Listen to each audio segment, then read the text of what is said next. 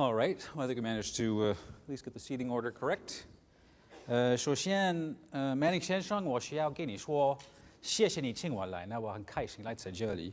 If you don't understand a word I'm saying, you are at the right conference. I want to pick up and get into this as fast as I can because my role here is to try to engage a free-flowing discussion and use half the time for what we have to say and then leave the time open for questions. But if I may, just to recap and show the enormity of what we're talking about, could you put slide 6 up, please? This pertains to India and its middle class. There we go. If you take a look at this, it basically tells you that over the next 18 years, India's middle class is going to triple. Could you put slide 7 up, please? And the next one is actually about China's middle class. China enjoys something of an advantage already. But its middle class over the same time period is going to double, just about. And if you go to slide 8, this will sort of put this in a global context of what this means for the middle class of the future and where it is going to reside globally. Now you look at that purple chunk by 2030, and I think back to the times my mother told me I had to eat this meatloaf because of all these starving kids in China. They're not there anymore. They grew up, they're buying Prada, they're going to university. Millions of them have lifted out of poverty. And I think this graph of all the data that I had a chance to look at, I think that is a striking image of where we're going. And look at North America, and I'm not quite sure where you slice and put the maple leaf in that, but obviously the world is changing really, really quickly. The themes I want to discuss with my esteemed panel, and I'm not here to make you feel comfortable. I'm just hired to come here as a journalist. How should Canadian firms approach this is a sort of softball question that I have for the panel. The more difficult issue is Canada too late? Have we missed the boat? I'd like to also know what kind of practical advice our panelists have for Canadian businesses. I think that Mr. Barton sort of touched on the need to take the long-term view, and I'm glad he sort of raised the curtain on that because I think that's important.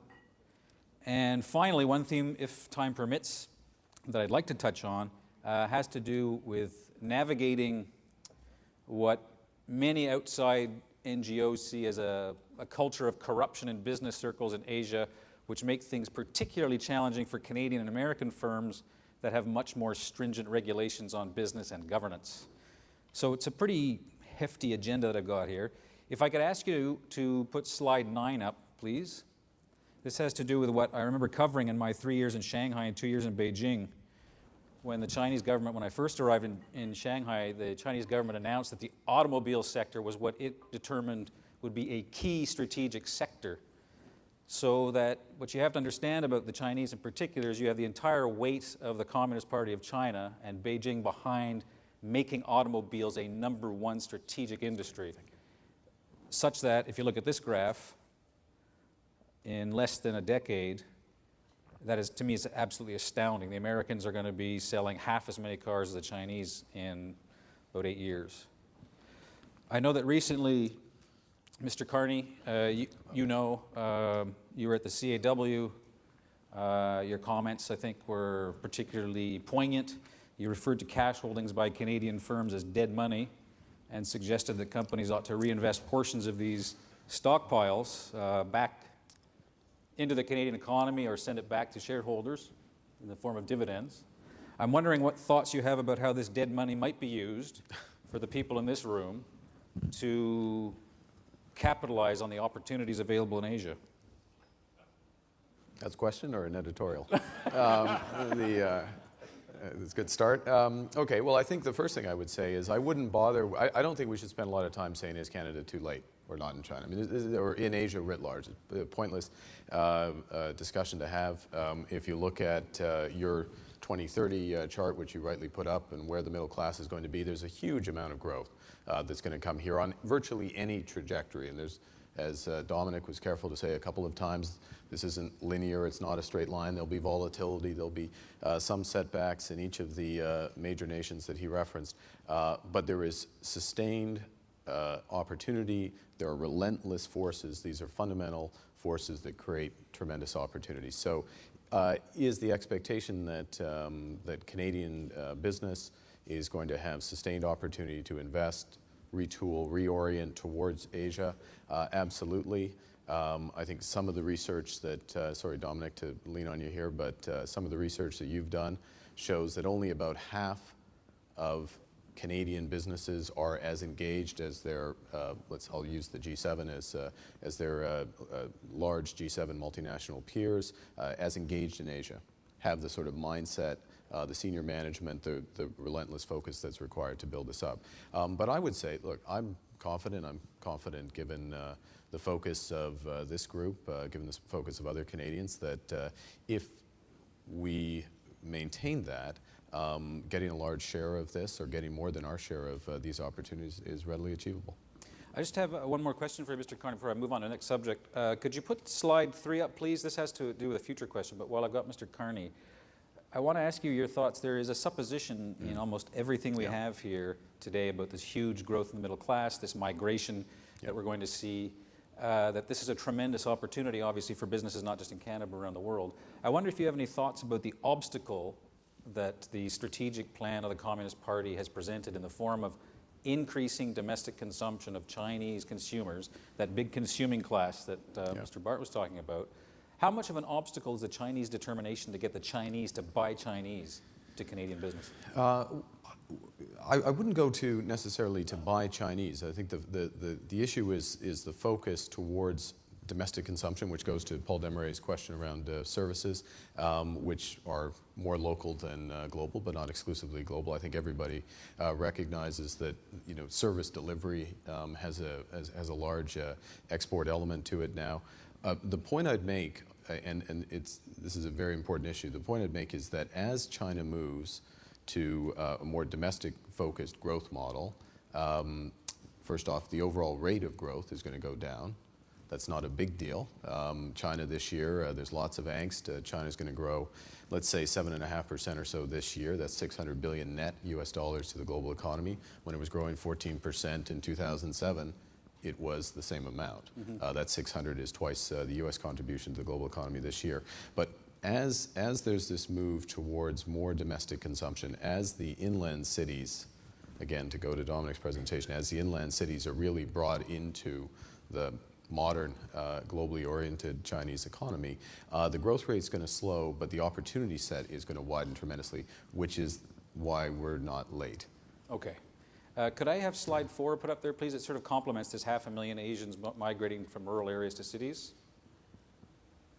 Yeah. Because it has to do with the number of projects that are going to be available. And I think this is where I would like to bring Mr. Desmarais into the discussion. When you take a look at something like this, André, and I call him that because I'm one of the few journalists in China who actually got an interview with him on tape in Shanghai, so we became friends then, in case you forgot. I wonder what your sense is, because one of the things that struck me when I talked to you about 4 years ago in Shanghai, you actually talked about what Mr. Barton talked about in terms of one of the things Canadian companies need to get their heads around is taking a long-term approach. I think the Desmarais, certainly talking to the Americans who are doing business, the Australians and the Germans, I mean, they would mention the Desmarais family by name as Canadians who were there in the 80s, who stuck it through the tough times after Tiananmen Square, who really made themselves known as friends of China. What advice do you have for companies that see these figures, see these graphs, see this kind of infrastructure potential? What advice do you have? Get product for gray hair. Guess you're going to get a lot of them. No, the advice to me is very much what Mr. Barton said, actually. It's built on trust, ultimately. And I don't think that trust can be gotten that easily, not just in Asia, but anywhere. And, if you don't have communications, if you don't spend time together, if you don't see each other, if you don't invest together, I think it's very difficult to really understand each other and bridge what I call the cultural differences. And those cultural differences are wider than just culture. They're also institutional differences. You've got a government-run SOE. It's very different than a Canadian private enterprise. And their goals may be very different than yours. They may have a goal to wanting access to product, for instance, simply because it's a government policy that they need iron ore, or they need paper, or they need pulp. Your goal is, of course, maybe a little bit more motivated towards your shareholder returns. And that doesn't necessarily have to be something that is a fight between you and them. You can actually use that to great benefit. Right. But in the And I would say that one of the ways to earn trust is to make joint ventures with these people. And one of the things that I think that's fabulous about what's happening now is that as China grows, but not only as China grows, as all of these BRIC countries develop, there's going to be a much larger need for natural resources. And of course, Canada has that. So there's going to be great opportunities with people from China wanting to come in here and invest, use our knowledge, use our technology, and we're going to have fantastic opportunities to make partnerships with them and to get to know them and to trust and build that trust. Right. And then we might be able to return that trust. But in the Byzantine world of Chinese politics, how do you drill down through that red tape and regulatory atmosphere, and not just in China, but in India as well, to know who the guy is you're supposed to talk to? Well, I think, first of all, it's a very complicated question because that is something that's fundamental in doing business there. And quite frankly, the more you know about China, the less you know about China. And so therefore, I think that becomes really the quality of the partner that you're with can help guide you there. And it's certainly been our case where it's been very, very helpful to have a partner and tell them, look, Mr. Desmarais, I hate to tell you, I know you think that this is it, and that's what they're telling you. But in my view, if you had this conversation with this person, you'd be able to clear it up. You wouldn't have a face-saving situation, and sure enough, it works. That's why I think that for us, are we too late, you say? I would say on the contrary, I would first of all give kudos to the governments of Canada for having been too early. I mean, we were very, very early. And I think the trust and the relationships that have been built over the years by our governments, by the Richardson Corporation that brought some grain in from 1911 on, have been something that have impressed the Chinese. A lot of their leadership, a lot of their children have been to school in this country, so know the country well. And all of that augurs very, very well for us. So I think that from a government to government, it has been quite a successful story. And now business has to come in, and it has. It's come in, but maybe not at the speed that it has happened with other nations. But I think that time will tell. But with the need for natural resources, the need for energy, I think Canada is very well positioned to take advantage of it, and we can do it from here, and then from here, then perhaps move on into Asia with the strength of the partnerships that we have. Now, I'd like to bring Anil Gupta in. I should mention on your program, you'll see that you have Andrew Mitchellmore is on the program. There was a change that happened before this could be corrected in your program, so apologies for that. But I was wondering, listening to what Mr. Desmarais had to say, Mr. Gupta, and I should mention for those of you who don't know, Mr. Gupta is quite a sought-after strategic analyst, particularly on matters regarding to India and China. An author, successful academic. My sense from my time in China, with the boards of trade in Shanghai and Beijing, was, up until at least the last 2 years, was that Canada was not terribly visible. That if you compared our profile to the Australians, certainly the Germans, definitely the Americans, the French, that we weren't there. And I always get confused when I speak to persuasive businessmen who tell me how well we're doing. What's your sense of the Canadian brand in Asia?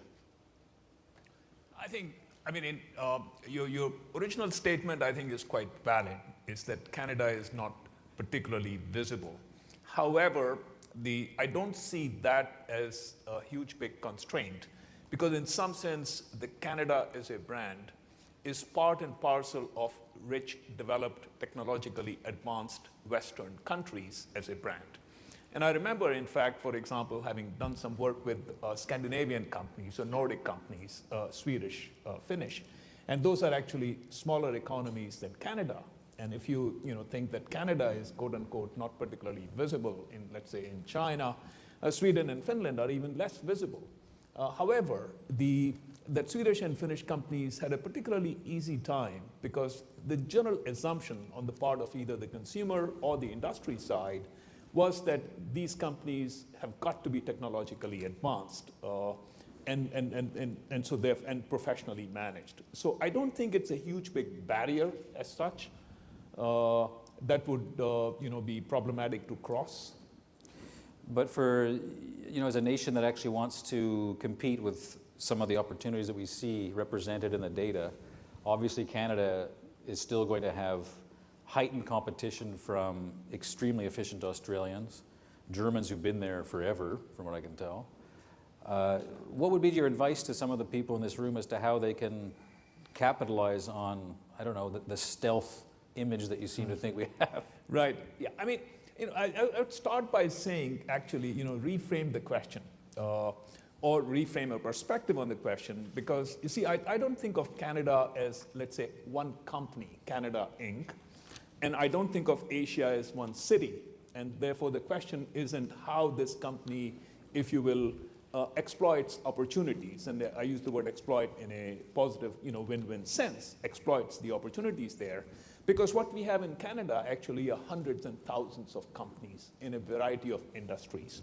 And similarly, Asia is very diverse. And so what we are really talking about is not how does Canada exploit the opportunities in Asia, but how do specific companies in specific industries exploit opportunities of specific kinds in Asia. For example, I mean, if I just pick as an illustrative case is, China is the exporter of toys to the rest of the world. So, you'd say, the last thing you can think about is how can we, from the West, export toys to China? Well, lo and behold, there is a French toy company that's exporting toys from Europe to China and doing very well. Why? Because they are targeting the upper, the affluent Chinese. And those affluent Chinese, for their children, are totally price insensitive. And so therefore, the question isn't whether Europe can sell toys to China. At that level, the answer would be no. But can this particular company exploit an opportunity to sell toys in China? The answer is absolutely yes. I'd like to talk to Curt Vossen, the CEO of Richardson International, and I want to say, just on a personal note, when there was one time I was shopping in Shanghai with my, at that time, 10-year-old son, and we went into the dairy section. And I didn't know this until today. I checked out your company, and we found a brand of margarine called Canola Harvest, which I believe is produced by one of your subsidiaries. I remember my son asking me, Dad, how did a company from Alberta manage to end up getting its margarine in this little store in Shanghai? And I always thought, someday I'm going to meet the guy who's responsible for this, and here you are. And I wonder what you make of the fact that we in the media sometimes get criticized for paying a lot of attention to the insurance industry in China, like the electronic industry in China, China's exports. But when it comes to grain and food, I think those of us in the media can be criticized for neglecting what is not only an important business, but obviously one of humanity's principal needs. What's your sense as someone who exports grain and has China as a major customer of where the future is going? Well, some of the statistics that were shown by Mr. Barton clearly indicate the opportunity on a number of different levels. You've got a rising population, you've got a rising affluency in that population, you've got a rising urbanization or trend to urbanization within that population. All those move towards the issue of food and food products and what Canada can do as an exporter or as a production surplus area in the world of quality food products, not just in China, but in all of Asia and in lots of the developing parts of the world that we're not talking about at this conference, including North Africa and the Middle East and sub-Saharan Africa.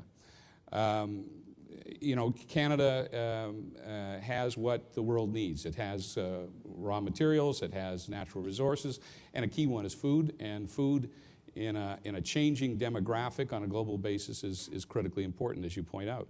Most of the business we've done in China, the canola harvest on the shelf in Beijing or in Shanghai is the exception, not the rule. Primarily, we're a supplier. Canada has been. Many exporting countries that are production surplus, like Australia, the United States, Latin America into Asia, are generally suppliers of raw material. The Japanese, or the Chinese, the Asian market, generally speaking, wants to look for opportunities to process in country. So what we've seen is an evolution from opportunism in a relationship, a lot of issues relative to risk in those markets, in trading into those markets, a greater sense of security evolving from a trading point of view, and a differentiation in what the demand is. So in other words, looking more towards value-added products rather than just raw materials. And if we can, as an industry or a segment within the Canadian economy, take advantage of that differentiation, understand what it is, I think we've got great opportunities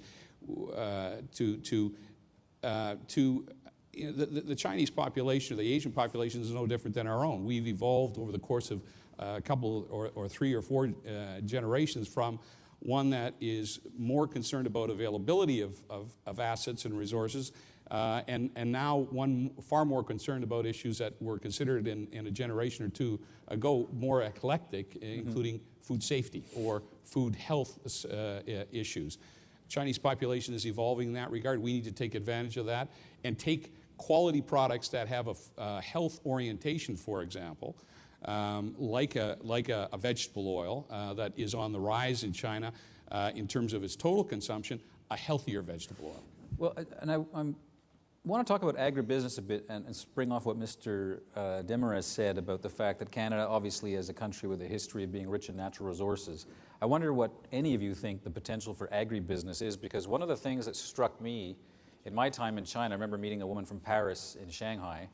Sounds like a romantic story, but it's not. She opened a bakery, a very small bakery, and was selling baguettes for the equivalent of about $5 Canadian a piece. And she could not produce enough of this. There's been a dietary change in China, for instance. The consumption of pork, the consumption of beef, the consumption of cheese.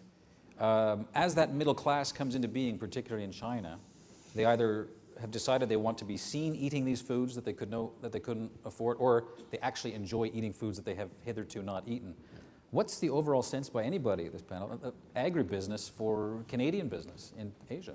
Mr. Carney? Well, least well placed to talk about it, but I mean, I'll make the macro point, which is, I mean, you're absolutely right. You're at the inflection point in terms of GDP per capita, where diet and consumption of protein across China, India, very importantly, where the intensity of protein consumption goes up dramatically. I mean, canola is what, our 3rd largest export effectively to China, may have been 3rd or 2nd now. But the one other point I'll make, when you look at, say, pork, for example, you rightly point out, what's important in those exports is the brand as much as the export as well. I mean, we've seen the absolute importance of the quality of Canadian pork, right? The issue, a safety issue around beef, pork, and the quality of grade A Canadian meat products can be a tremendous advantage. And again, to go back to, are we late, are we early or not? This is exactly the time to come in, given where the mass of the population is starting to move. Mr. Desmarais? Well, I think that, one of the things about China, and this applies to obviously Indonesia and India also, is that when we look at these statistics and you look at this, 28% going up to 60% or whatever, people forget to put the number behind it. Yeah. And it's a huge difference. And so, if you're looking at 10% on 1 billion people, 3 times the population of Canada.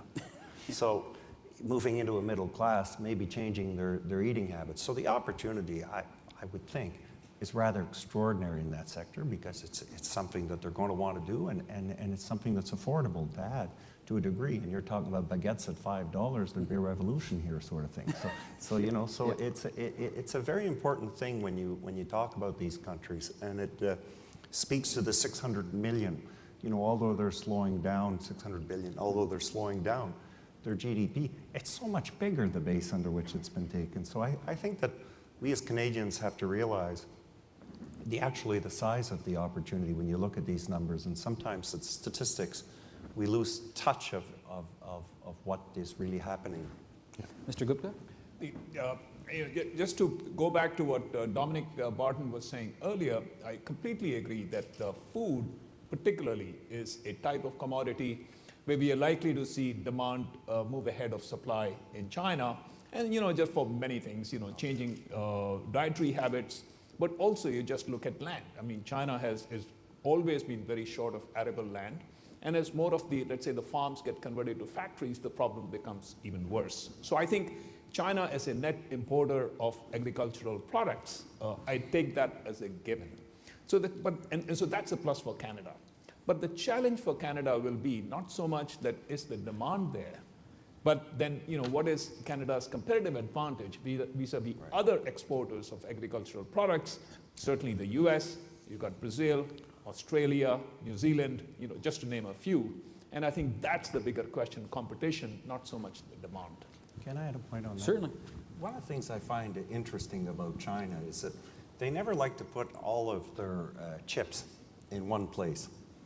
And it is true that Canada maybe in some respects is perhaps less competitive in some products than other countries and so on. But I found that over time, if you're able to develop a relationship and you have trust, the Chinese will want to have relationships with whom they trust from different countries. And although the competitive advantage is slightly better or slightly less good here or there, if you can build that relationship, if you can have that discussion, you are going to be one of those chosen individuals who will get into that marketplace.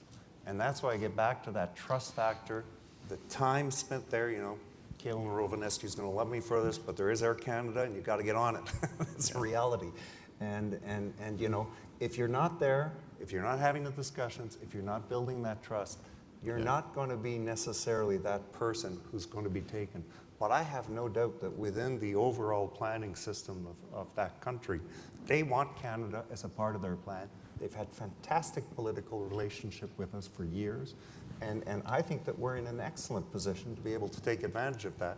But we have to devote the time and make the trips and actually develop the opportunities to create that trust. And can I just a supplement to that, which goes to something Dominic touched on, which is alignment with the 5-year plan. I know it sounds a little odd, but when you have the government interaction, the ability to tie, so you tie the food conversation to the shift to domestic consumption, to the nature of the components of that which are going to drive this demand for protein, which cannot all be satisfied within China. Just giving that awareness when you're interacting, whether it's the official sector interacting with their counterparts or some of you with yours, that actually, it matters. It matters in gradually building the trust, because I think it goes back to your joint venture example. You're helping to see things from their broader objective set, which it pays if you're going to build the relationship to retain. Mr. Gupta? Yeah, I'd just like to broaden the discussion on relationship. Clearly, relationship with the relevant political and the bureaucratic authorities is critical, both at the central level in China and at the local levels. But I'd like to go beyond that, which is that as I see the food sector in China, both in terms of let's say the food producers, as well as the channel, the supermarket chains. So I see that consolidating fairly rapidly over time. And as that consolidates, so what would also matter would be from a relationship point of view with the government, but also with the companies and with the chains, the distributors. I just want to move on to the final theme before I throw things open to questions from people here. I'm sure I've got a wide range of things to ask. I haven't mentioned Nixon, haven't talked about free trade. There's lots that we could talk about. But if I could ask you to put slide number 10 up, I'd appreciate that. I just want to talk about the nature of doing business, particularly in China and Asia. I want to introduce you to Reinhard Sikacek. He was an accountant for Siemens, and he cooperated with American investors and ended up unveiling a scheme by which he had a line budget item of $200 million, principally for bribes that Siemens used around the world with public officials to get contracts. And if I could get you to go to slide 11, this is a newspaper clipping, fairly recent, from China. Former senior executive state-owned China Mobile was sentenced to death with a 2-year reprieve for taking bribes from German technology giant Siemens. Xu Wanzhong's trial was not open to the public as the court deemed it involved state secrets. Now, Siemens has gone to a great lengths to clean up its act and improve its image. It is an extremely well-respected corporation despite what happened over a period of years.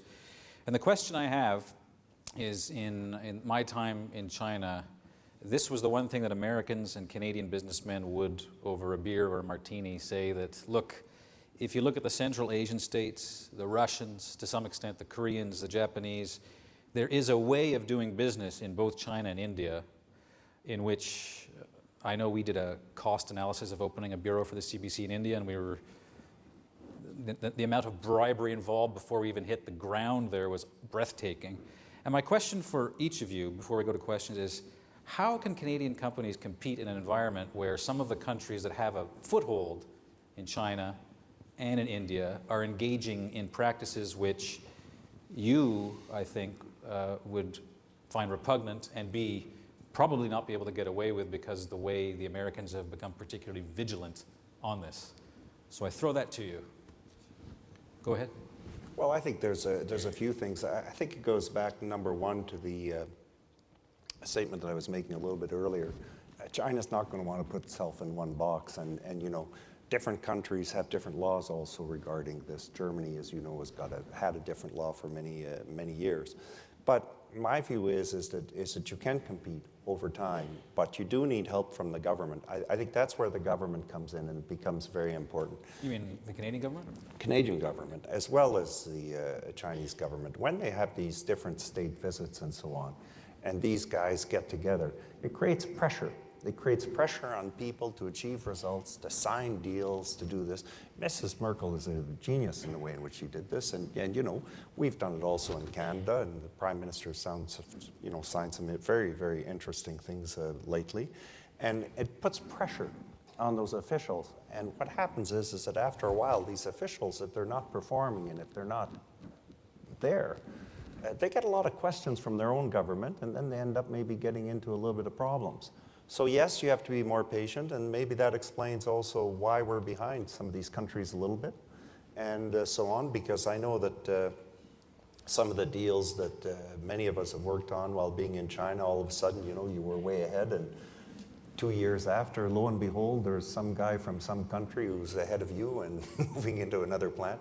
But the interesting thing is that our plants are still there, our relationships are still there, and people know what they're dealing with. And I think a lot of that actually is trying to test also and see what the fiber of the individual is, whom it is that they're doing business with also. So I don't see it as an unsurmountable issue, but I do see it as an issue that forces you to most probably you need a longer runway time in your cash flow. Mm-hmm. To be sure that you know that you are going to have people who are going to hit you from different sides and things are going to happen. But as long as you know that and you're not willing to play the game, you'll be fine. And as I say, government visits really are, I think, the most helpful thing in regard to that. Mr. Vossen, your thoughts on this aspect of doing business there? Yeah, you know, it is without a doubt. You see evidence, particularly in certain parts of the world, of that being to a varying degree slight to endemic, depending on where it may happen to be, what jurisdiction it happens to be. But certainly it's something. The good news is that I see a lot less of it than used to be apparent in the marketplace. I think more, as much as anything, perhaps it's a climate that's moved from central purchasing desks and centrally bureaucratically administered commercial arrangements and contracts and transactions to being business to business and far more private and commercial in its aspect. And I guess the death sentence might be a deterrent. It's a bit of a deterrent, yeah. But there still is issues. I think you've got to take, at the end of the day, whether it's that part of the world or other parts of the world in different times, you've got to take a longer term perspective and say, are you in it for the short term? Do you play by a playbook that you think will sustain you right through various administrations and evolution of thinking in the counterparty to a transaction? And I think if you do that, you'll be around for the long term. If you don't, you could very seriously damage any long-term participation in markets, whether they be Asian or any other.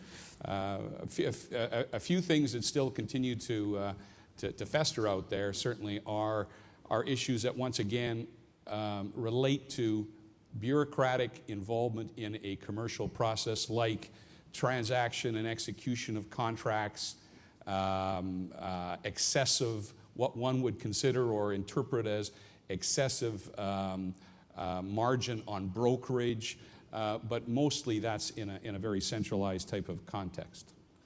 Anil? I think, I'm reminded of a book, Jim McGregor used to be former chairman of Dow Jones China. So he wrote a book, I think around 2007, called 1 Billion Customers or something along those lines. And I remember a sentence there, he said, so what about corruption in China? He said, well, that's more or less exactly what he said. He said, well, do what you have to do and donate to charity in your old age. Okay. I think that kind of game today is very dangerous. And it's very dangerous, not just for the sake of Canadian and US laws, but also dangerous from the perspective of the local scene in China or India. Because in China, of course, the leadership is changing. And now you have a whole new set of leaders that will be coming at the national and at the provincial levels.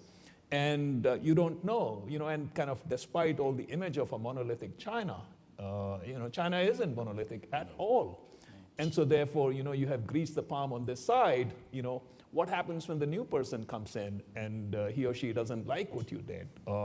In India, at the same time, one of the big reasons for the paralysis right now is because we have had massive corruption. But now you have a public interest, public right to information, a fairly recent law, and you have a vibrant press. So all the dirt is coming out, which it ought to. And so it's, I think, becoming quite dangerous to do that. And so my advice tends to be just simply don't. Right, Mr. Carney, I started this with you. Perhaps I'll end with you. I'm not sure if you want to touch this or not. I can't remember what was the question again? No, I'll let you. All right, let's throw it open to questions. You know the drill. I don't want to involve the governor of the Bank of Canada, anything to do with corruption in China. If you'll hold up your card, obviously there are things we didn't talk about. I think this is fairly wide open and fluid. You don't have to restrict yourself to the topics that we tried to cover. Sir, you just state your name, who you're with, and then go ahead with your question and who you'd like to aim it at. Thank you. First of all, thank you to the panel for all of you addressing us here, and Anthony for hosting as well. My name is David Kepis. I'm a master's student at the Munk School of Global Affairs.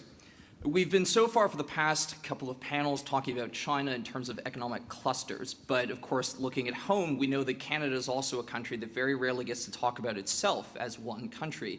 And my question for you all is, what opportunities and constraints are revealed when we start breaking down Canada into its component parts, its provinces, its municipalities, and its economic clusters? Thank you. Somebody want to volunteer?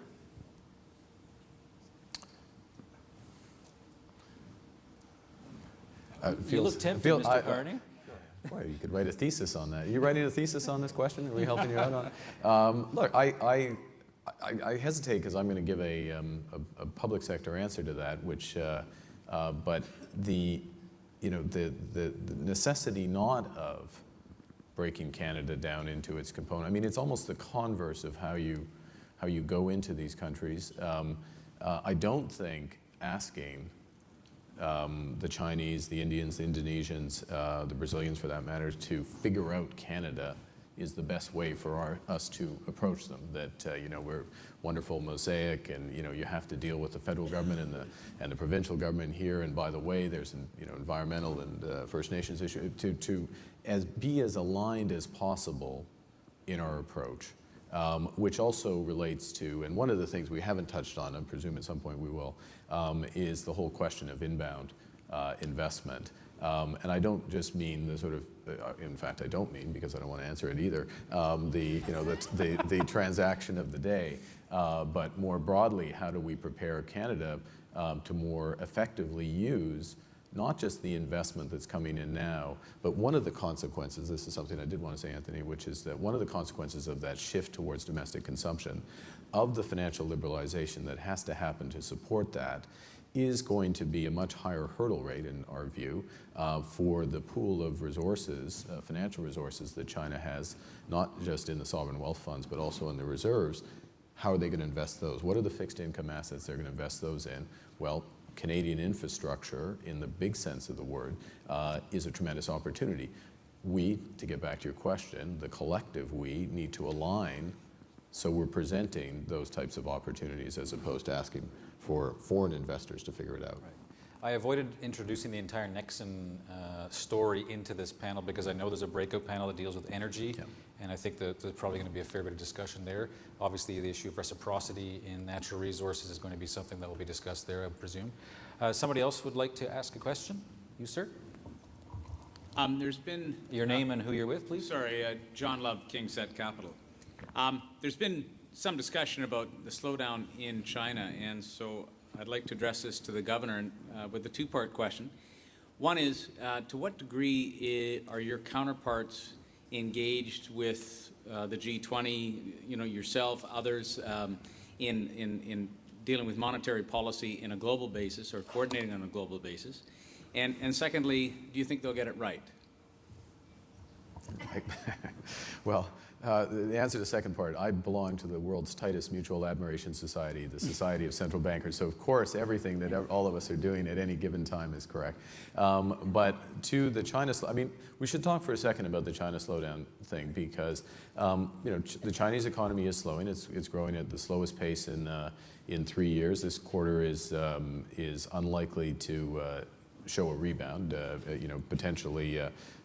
Same level or further deceleration. It is slowing to a pace that still adds $600 billion to the global economy, first point. Our view is that the slowdown is the product of them tightening policy, so it's in previous years, so it's partly induced. First point, it's been amplified, or the rate of slowing has been amplified by the problems in Europe, their major export market, without question. And then thirdly, and this is the more difficult bit, is this transition element of the economy. Is the rate of potential growth in China slowing? And our view would be yes, but it is slowing to this still high level. And to give a less flippant answer to your monetary policy question, there is no global monetary policy coordination. We don't all get together and all decide to do the same thing. What we do get together is we do get together far too often maybe, but we get together and explain what we think is happening in our economy, what we might do about it so that each of us are as fully informed as we could be about what's happening in the other major economies. So I met my Chinese counterpart within the last few weeks. I'll see him again in the next couple of weeks. And it's part of a regular dialogue that helps give us some better perspective on what is a very difficult question, which is, where is this going to go?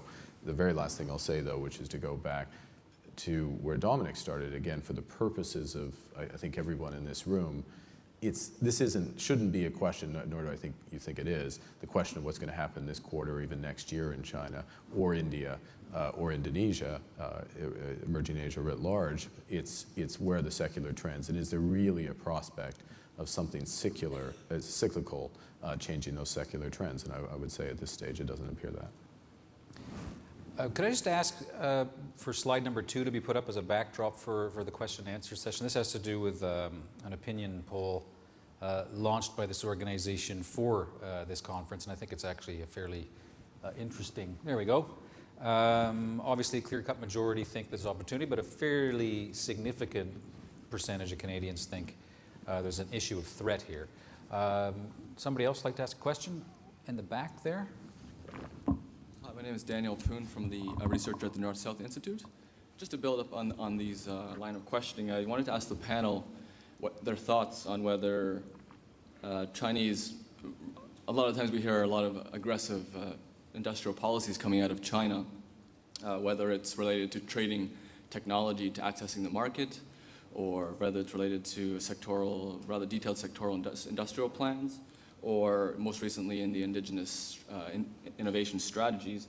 And I was wondering if the panel, through the various experiences, had a view on whether that was more of a threat or opportunity to Canadian businesses. And just their personal experiences. I would ask the panel, but also perhaps also Mr. Barton, given his experience.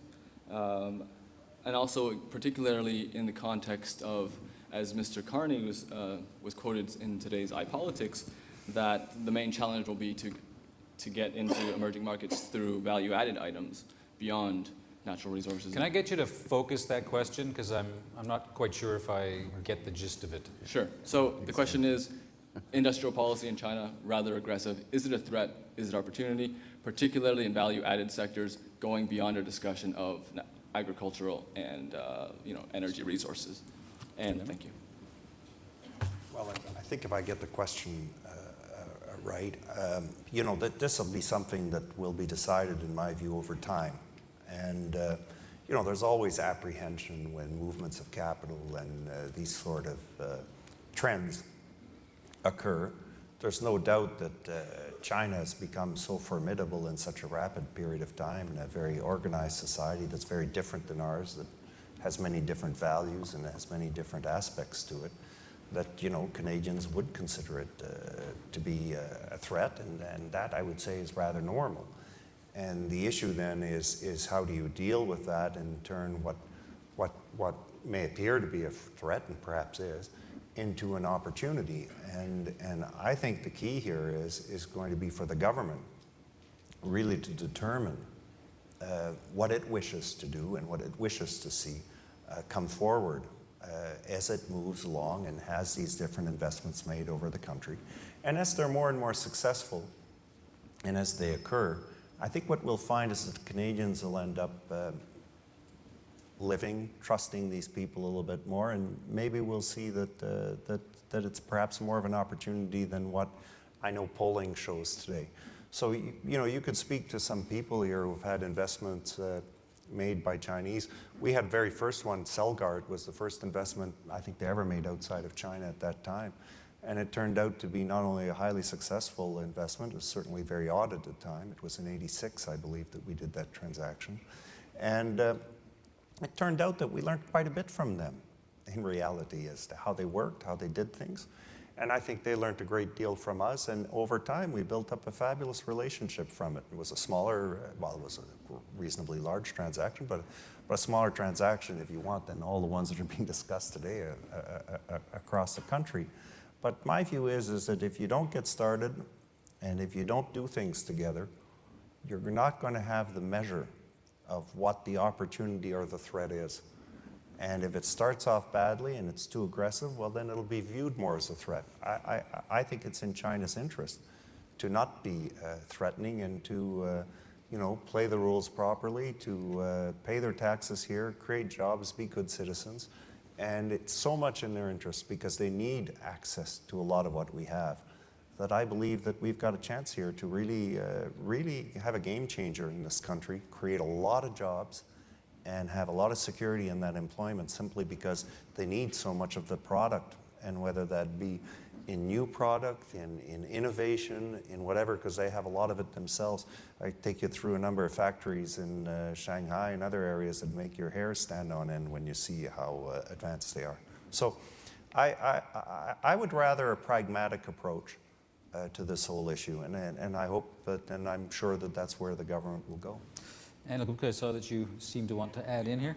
On the question of China's industrial policy, I think this statement, which is actually a universally valid statement, I suppose, but particularly apt for China at this point in time, is what got you here won't get you there, Because if you look at China, until 2002, 1992, 2002, China was going towards the market.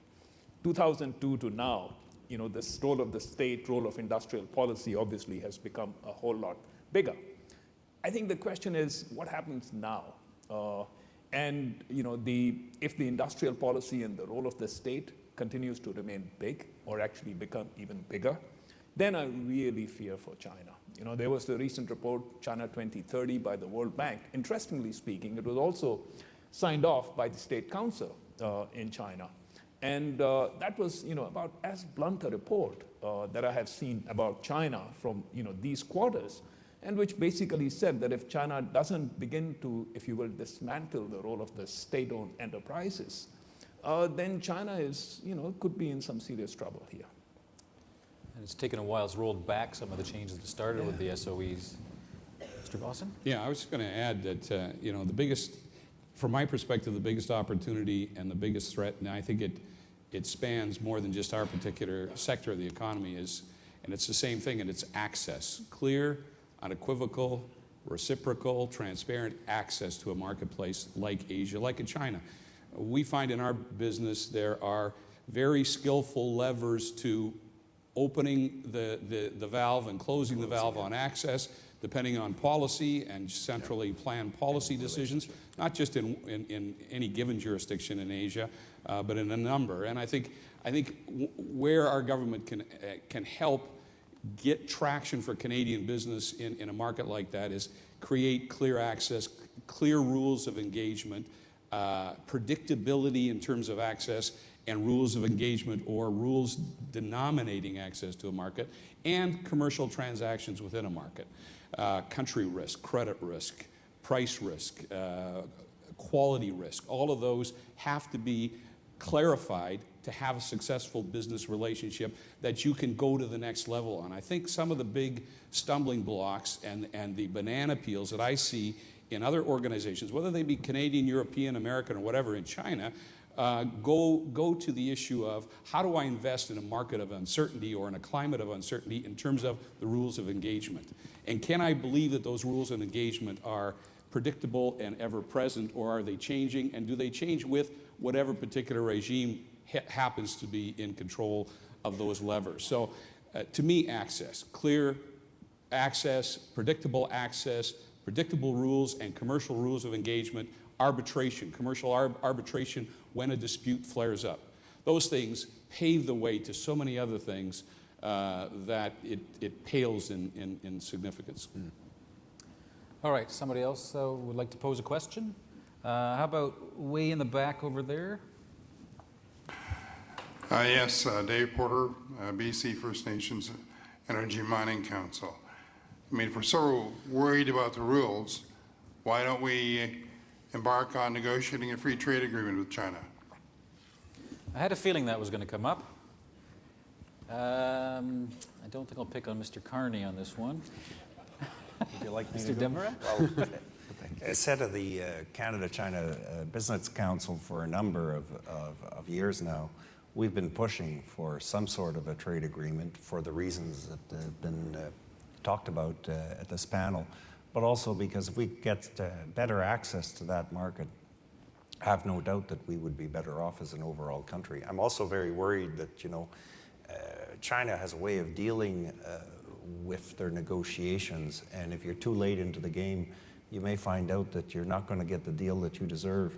And I think that Canada is very well positioned to begin those talks, and I'm at least optimistic that more people are starting to view that issue as one that should be maybe discussed and is starting to move that way. So I'm optimistic about the opportunity of this happening. I don't think it's going to happen the next 5 years, but well, maybe. Things can move. But I think we're in the right direction, and I'm quite optimistic. Mr. Desmarais, do you ever foresee a time where the Chinese would actually allow a Canadian company to buy a natural resource company in China? Do I ever foresee that time? I'm not sure whether or not you'd see that tomorrow morning, certainly not. But yes, I do. And I'll tell you why. Because I think they're pragmatists. And I think that at one point in time, if they think it's in their interest and their overall relationship interest, particularly if the relationship has been good, I think they'll be open to making some exceptions in order to get to what they want to get to. It'll become a necessity for them. And all my dealings, at least I've ever had with them over the years, is that they think it through, and they think it through for the long term. And if they judge it to be their long-term interest, there is a possibility that it'll happen. Will it happen tomorrow morning, given where they are and given their negotiating stance? I wouldn't expect that to happen overnight. I wonder how one of our other free trade partners would feel about negotiating that kind of deal. Yeah, I mean, these are tough issues and they're real. But I think that if we're going to, it's part of the negotiations, if you're going to have a country make large investments in your country, then, there's got to be some openness to allowing this country to have some very large investments in their country. Mr. And Vossen, I don't see them necessarily saying no to that. Mr. Vossen, did you want to add in something here? No, the only point I would make, or the observation I would make, is there is always in that discussion inevitably a point of leverage, right? And to me, where we're looking to create these kind of relationships and push push this to a conclusion that is equally beneficial to both parties, you've got to find out what that point of leverage is and make sure that that doesn't disappear before an agreement is in place, because I've been on the wrong side of those discussions in Asia, where the leverage pushes things off the center point. We need to make sure we understand what those opportunities are, what both parties want out of it, how we can provide that, but at the same time not miss that opportunity to leverage gain for ourselves as an economy. Mr. Carney? I'm going to make a totally orthogonal point, but we haven't talked about financial services, so I want to jam it in at the end, because to your question about where, is there a point, can you foresee a point where that type of transaction would be allowed? Well, part of the answer to that question is, what's the nature of the Chinese economy 20, 30 years from now? I mean, we can get a bit lazy and assume that China is always going to have a surplus of savings that's going to be deployed. In fact, it has to be deployed outside the country. They can't make the transition they ultimately will have to make in order to fulfill the rise of the totality of that middle class with the current system. They will need a more market-based financial services sector. They've moved a great way from where they've started, but they've got a long way to go. And gradually, that's going to mean that they are going to import, I think they will import capital down the road. Now, what type of capital and how they deploy it is another question. But it goes to the point, I mean, you said rightly, let's not get bogged down on financial services, but as they move towards a more market-based financial services regime, it goes with all those issues around safety nets, pensions, insurance. Insurance, but not just insurance. How to allocate credit to small, medium-sized enterprises, actual credit scoring, something our institutions are very good at. And so that's a conversation those are quite interesting conversations to a leadership and a set of companies that think 10, 20, 30 years out because they can see those points. And those are conversations where we are very much not late. Those are conversations where the issue of corruption and other aspects are not issues because you can't drive those industries like that. And those are conversations where whole of government, because there's a regulatory and other sort of learning aspect to it, really makes a difference. So those are the ones we're having. Mr. Gupta, I know you want to get in on this. On the issue of a free trade agreement with China or an investment protection agreement with China, is that I think the thinking needs to be at both levels in terms of the formal agreement, the formal treaty, and what it says on both sides, but also the actual implementation. Because in the case of China, that's particularly true. I just take one example from the financial services sector. And so take insurance and take property and casualty insurance. Legally, in China, a foreign insurance company can have a 100% owned subsidiary in that business. What exactly is the market share of foreign insurance company in property and casualty in China? 1%. Compare that, India, 30%, Malaysia, more than 50%. So therefore, the 1% market share in China isn't an Asia story. It's not even an emerging Asia story. It's a China story. And it isn't about the formal agreement on paper. It's really about what happens beyond the agreement. So I think that's very important. I'm glad you made that distinction too, and I'm glad also that a number of people who've been here today have tried to point out that this is not just about China. It just so happens that people are kind of China-centric here. But with respect to Mr. Barton's comments about Indonesia and Vietnam, and certainly in my travels to both those countries as well as India, I think for Canadians who haven't been to that part of the world, it's a mind-blowing experience where you can feel productivity, hard work, opportunity, and money being made in almost, I think, every country in Asia. It's astounding. More questions? I think there was somebody. Yes, you, sir. Sorry, I passed you over before. Excuse me, Lindsay Gordon, HSBC. Just looking at the chart behind you, opportunity versus a threat. That looks pretty consistent with the polling that's been done by the Asia Pacific Foundation for quite a few years. But regionally, it looks quite different if you ask that question in the West versus the manufacturing heartland in central Canada. So I'd just be interested in any of the panelists. You know, it's more than just the Canadian dollar. Of course, it gets manifested in, you know, how politicians address the issue right through to economic policy. So I'd just be interested to hear the panelists' views as to, in terms of Canada getting its act together to capitalize on this opportunity. You know, how much of an issue is that? What do you think we should do about it? We'd be interested to see what the results of this question would be in BC versus a place like Newfoundland and Labrador. It's a good point. Who would like to tackle this first? Mr. Vossen? Yeah, I was just going to say it's not a real big surprise. And probably the mindset in Newfoundland and in BC would be the same because they're resource-driven economies. And what we're trading with destinations and markets in Asia is primarily raw materials, natural resources, and then purchasing back manufactured goods, which of course is seen as a threat if you feel that your competitiveness on a global basis in that sector is not well positioned. So, you know, to me, I think we've got to, it goes back to my point, and I'd only emphasize it, we've got to clarify the rules around engagement to make sure that everyone has the same opportunity.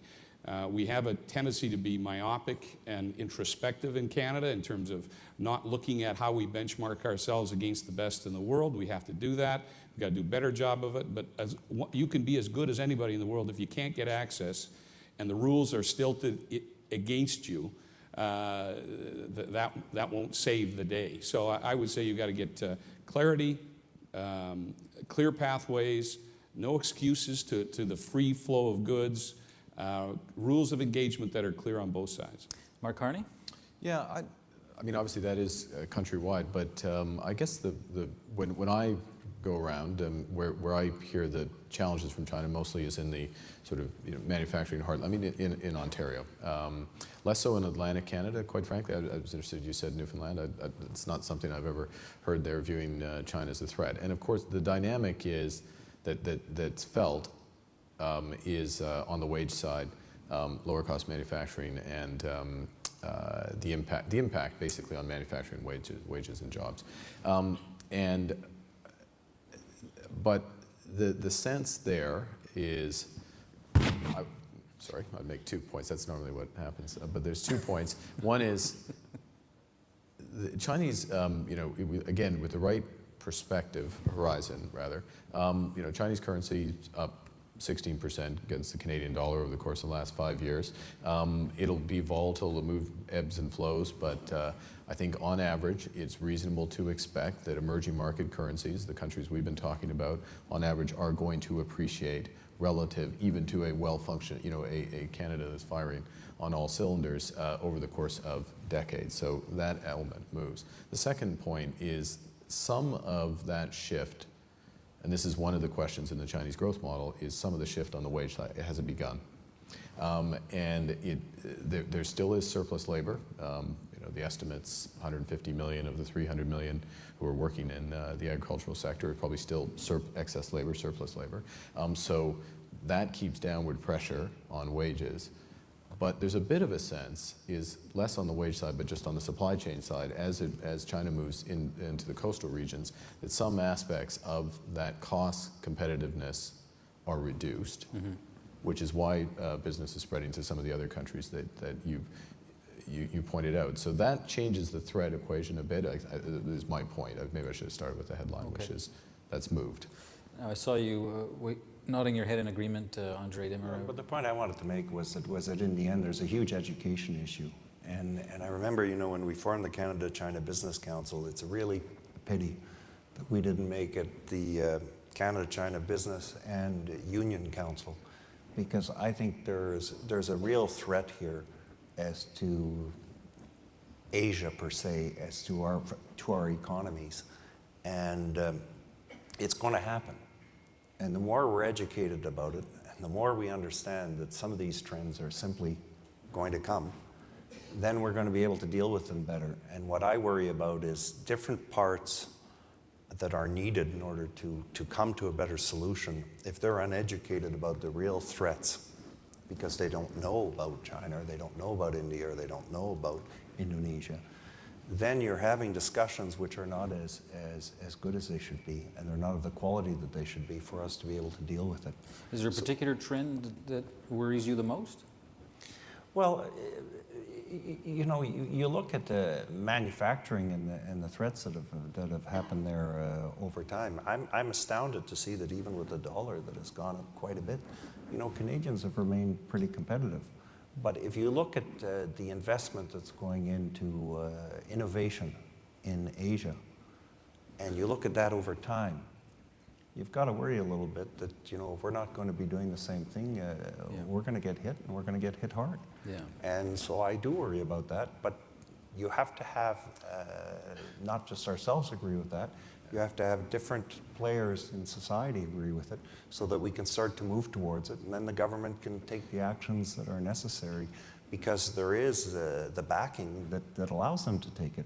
You know, it's very difficult to ask ministers to do this and do that when it's political suicide for them, because their job is to get elected so that they can continue to do things. And, you know, it takes a lot of courage, and I think a lot of them do have courage.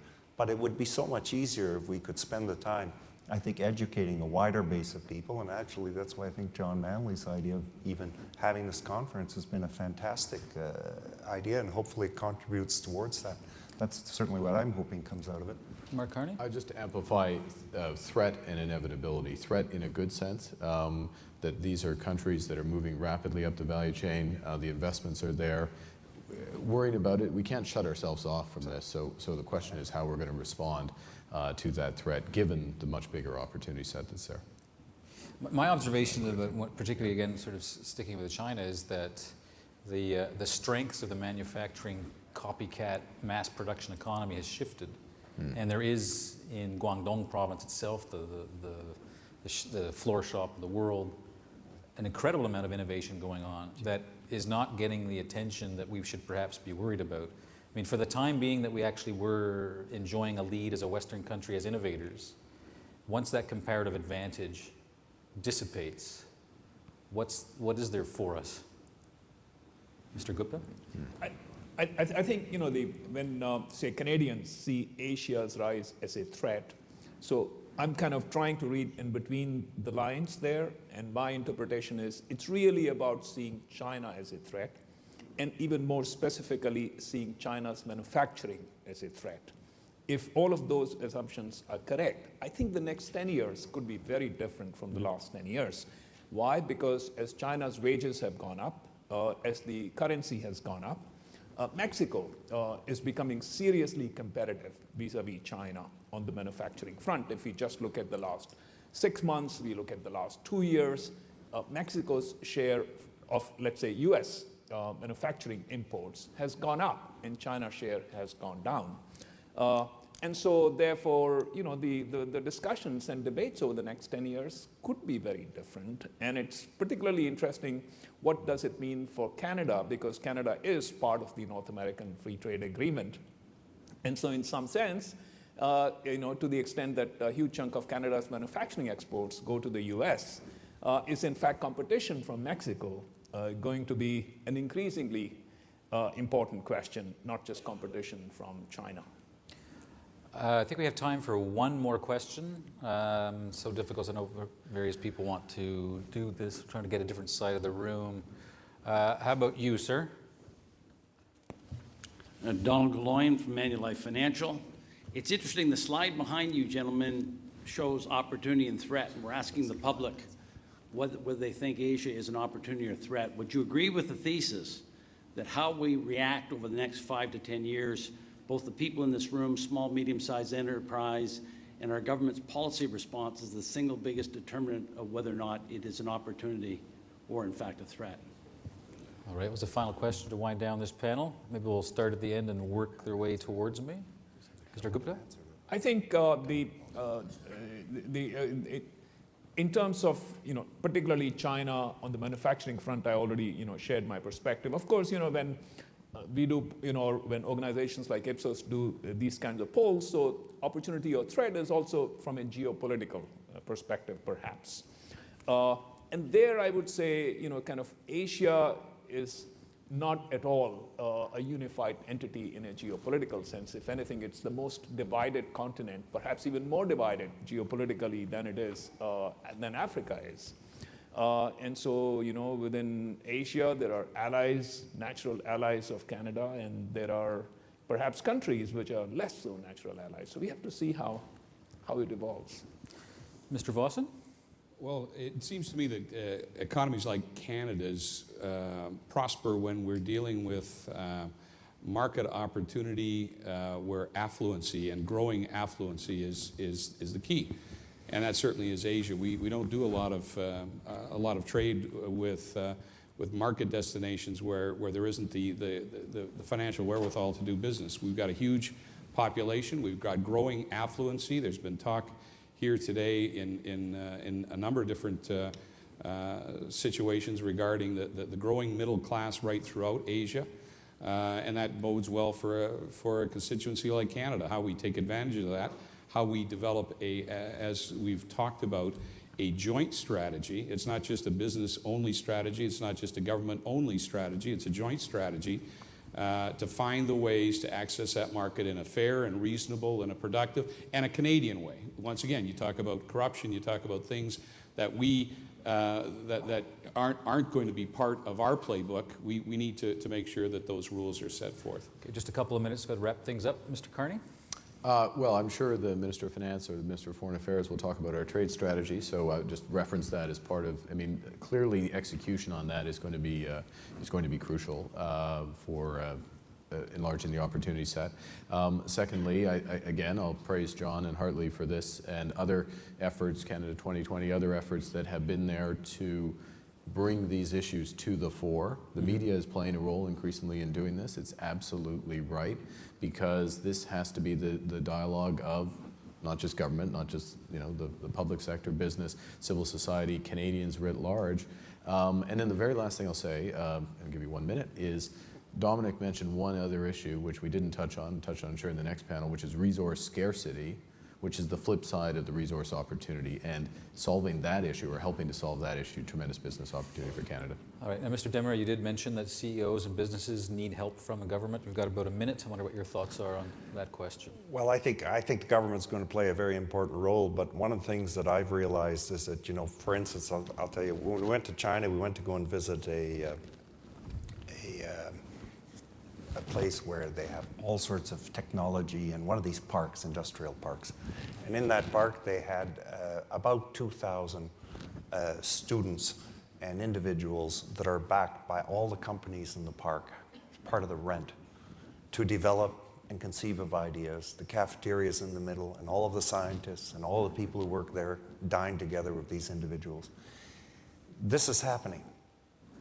If we don't get Canadians to understand that other countries are organized, that they are going to have innovation, that it will have an impact on them, I think it'll be much more difficult for the government to be able to do the job that it needs to get done. And so as a result, I think that the conference like this is one step, but I think we as business leaders have got to reach out more to Canadians to try and explain the story, and then I think it'll make it easier for the government to take the steps that are necessary, and I think Don is right on. Very good. Anil Gupta is the keynote speaker tomorrow morning, I should mention. Curt Vossen, CEO, Richardson International. Mark Carney, Governor of Bank of Canada. And of course, André Desmarais, co-CEO of Power Corp. Thank you all very much. I believe there's a 15-minute break before the breakout panels. So thank you for your attention and your questions. Appreciate that.